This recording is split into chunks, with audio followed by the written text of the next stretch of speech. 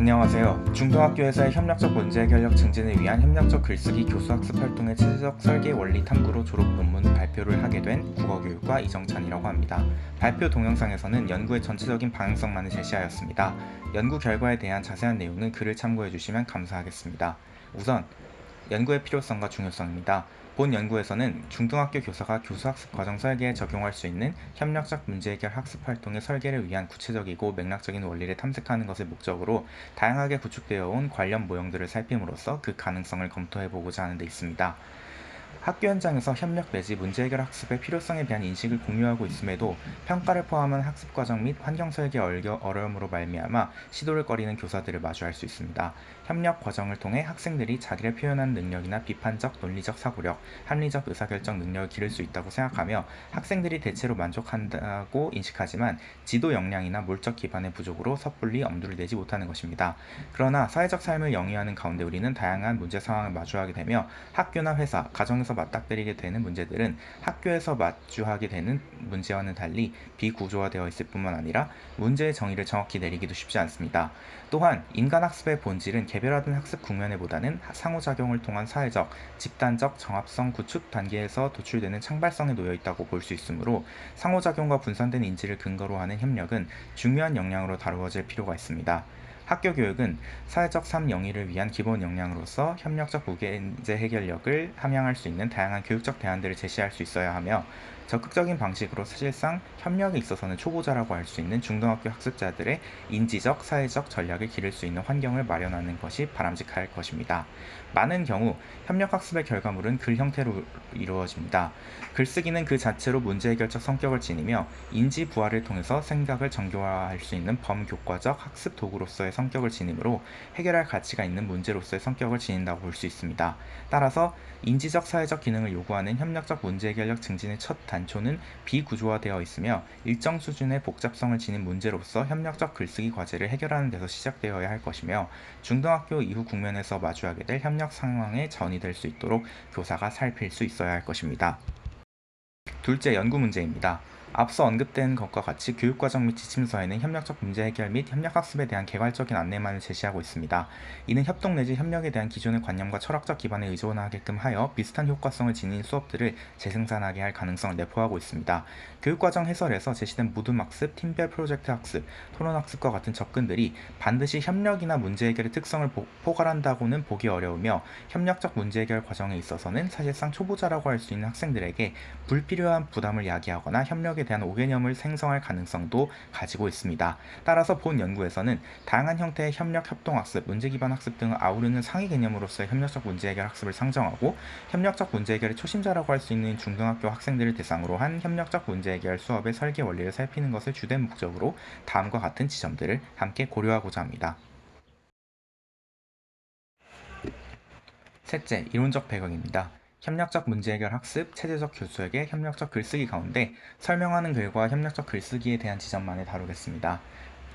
작문 이론가인 베라이터에 따르면 쓰기 능력은 내부 자원을 활용하는 쓰기에서 외부 자료를 활용하는 쓰기로 나아가는 것이라고 할 수 있는데, 이때 외부의 자원이란 글의 내용 조직을 위해 탐색한 관련 정보뿐 아니라 글을 읽을 독자, 글이 쓰이는 맥락과 상황, 매체를 포함하는 것이라고 할 수 있습니다. 따라서 모든 설명하는 글이 주장하는 글에 비해 단순한 사고 과정을 요구한다고 할 수는 없겠으나 주장하는 글과 비교했을 때 독자 요인, 상황 요인을 덜 적극적으로 고려하게 한다는 점에서 학습자에게 비교적 적은 인지 부담을 준다고 볼 수 있습니다. 이는 2015 개정 국어학교 교육과정의 위계를 통해서도 살필 수 있는데요. 따라서 이 글에서는 중등학교에서의 연구보고서, 모둠학습 결과 발표와 같은 설명하는 글 및 정보를 전달하는 담화를 협력적 문제 해결 학습 활동의 결과물로 활용하는 유형을 염두에 두었습니다. 위키를 활용하는 경우도 이 유형에 해당한다고 볼 수 있습니다. 또한 협력적 글쓰기는 1980년대 이후 비고츠키의 사회적 구성주의 이론에 힘입은 사회 구성주의 작문 이론과 바흐친의 대화주의 작문 이론을 바탕으로 쓰기가 사회적이고 대화적 속성을 갖는 것으로 보는 관점으로부터 발생하게 되었습니다. 곧 글쓰기란 본질적으로 독자를 포함한 사회와의 사회적이고 협동적인 행위라는 것입니다. 작문의 이러한 본질적인 속성을 적극적으로 부각하여 다룬 것이 협력적 글쓰기라고 할 수 있습니다. 넷째, 연구 방법입니다. 문헌 연구를 통해서 협력적 문제 해결 학습 활동의 설계 원리를 학습자 분석의 측면, 교수 학습 방법 및 환경 설계의 측면, 학습 과제 곧 문제 개발의 측면, 그리고 형성적 평가의 설계 측면과 관련하여 살펴보았습니다. 다음으로 연구 결과입니다. 첫 번째는 협력적 글쓰기를 통한 협력적 문제 해결 학습 경험 제공의 필요성과 의의입니다. 협력적 문제 해결력의 함양에는 다양한 방식으로 접근할 수 있겠으나 글쓰기는 가장 오래되었으면서 여전히 유효한 방식으로 협력 학습의 결과물로서 적극적으로 활용되고 있습니다. 이는 글쓰기가 협력의 과정과 결과를 동시에 보여줄 수 있는 지표의 기능을 수행할 수 있기 때문인데, 그러나 작문 교육의 관점에서 바라볼 때 협력 학습에서 글쓰기가 갖는 중요성은 이보다 큽니다. 글쓰기는 그 자체로 내적이고 획기적인 문제 해결의 특성을 지니고 있습니다. 또한 글의 내용을 마련하는 과정에서 일련의 활동이 필요한데, 이러한 활동은 비구조화된 문제 해결 성격을 지닐 수 있고, 또한 디지털 글쓰기 도구의 등장으로 이러한 협력적 글쓰기는 더욱 효과적인 도구가 될 수 있습니다. 둘째, 협력적 문제 해결 학습 설계, 개발 및 수행의 원리와 전략입니다. 관련된 원리를 2010년 이후의 연구물들과 또 다른 연구의 흐름이라고 할 수 있는 협력적 글쓰기의 연구물들이 각각 시사하는 원리를 체제적 설계의 절차에 따라 구분하여 살핀 것입니다.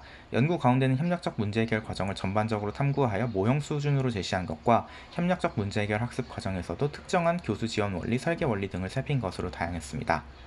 그 다음으로 중등학교에서의 협력적 글쓰기 설명하는 글쓰기를 통한 협력적 문제 해결 증진을 위한 교수학습 설계의 원리인데요.